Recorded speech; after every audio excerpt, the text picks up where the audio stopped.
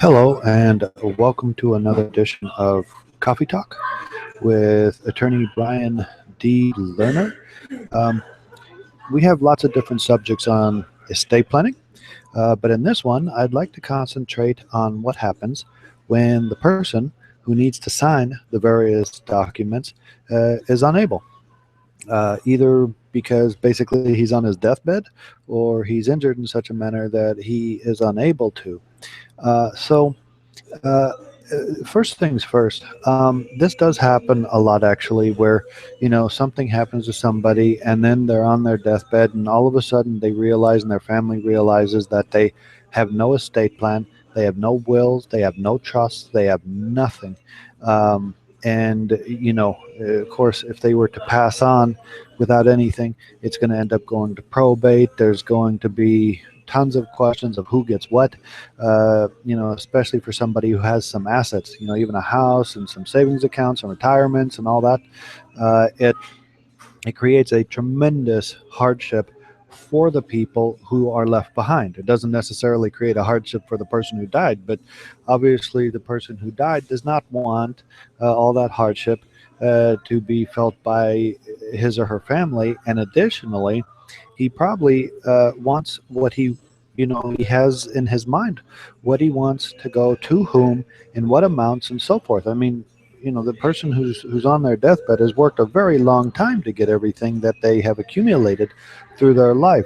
They don't want it to just disappear or go to people they don't want or not go to whom they do want. So, just as a side, don't wait till you're on your deathbed to prepare your estate plan. Okay, you should do it while you're healthy and so forth. Now, another issue, and I have to get these preliminary issues out of the way so you understand some of them right off the bat, is that competency is an issue. The question is, if someone's on their deathbed and they can't physically sign, do they have the mental capacity to understand what it is that they're going to sign? Um, and I'm going to tell you how it can be accomplished. But if they don't have the mental capacity, then everything I'm going to tell you will not work, because without mental capacity, without knowing and understanding what it is that they're doing, it doesn't matter that they legally, are using the techniques to sign without physically being able to. So, basically what I do in a case like this is I physically go to the hospital or the hospice or wherever they are, and I ask them some questions to make sure they understand, what's their name, when were they born, who's their family, what family lives here, how old are they, um, do they understand that they are wanting to sign a living trust, who do they want to go where, all this stuff. So let me tell you that it is possible. There's two different ways of trying or of getting a signature for a person who's unable. First, if they can just mark an X, I mean, literally, if you can put a paper to their hand and they can do an X, then what would happen is the first thing you have to do is a special durable power of attorney where they will give somebody the authorization, um, essentially to sign their name. But for the durable power of attorney first, of course, they need to put an X. So it needs to be in front of a notary. There needs to be two witnesses. Those witnesses should not be interested in the estate, meaning that one of the witnesses isn't going to get a house and another witness is going to get $1 million. If they don't have interest in the estate, then they're impartial, and everything, of course, seems a lot more legitimate, and they're all signing under penalty of perjury. So the notary is there. The client or the person who's infirm and can't sign somehow gets his X on the document.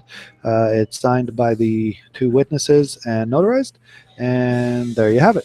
Okay, that's one way of doing it with just an X, and it's all legal, assuming it meets the requirements. Now, another thing you have to worry about is undue influence. Sometimes what happens is one of the witnesses is also a beneficiary of the trust. For example, that person will get the house or will get a bunch of money. And they start saying what the person who's infirm wants or doesn't want, which of course isn't going to work, because that person, of course, may get very greedy and may say things that the person who is infirm and can't sign doesn't want. So try to make sure your witnesses are impartial. Another way to do it is through the durable power of attorney, the special durable power of attorney. Um, and again, an X is used and to verify the durable power of attorney. But what it's doing is this special durable power of attorney is giving somebody the right to physically sign the name of the person who is infirm. So let's say the person's name is, John Doe, and he gives, Mary Lou the authorization to sign his name through a special durable power of attorney. Well, then on deeds of trust and other matters, Mary Lou can physically sign John Doe's name because she has the authorization to do that through a durable power of attorney. Now, of course, there's exceptions and there's different regulations and so forth, but that would be the generalized way in which somebody is able to sign documents without physically being able to do it. Again, to recap, one is the X method, and another is the special durable power of attorney method, which allows the full signature of the person's name by somebody else. Okay, so if you like the video, click like, also subscribe. Additionally, feel free to give my office a call for a free consultation on estate planning.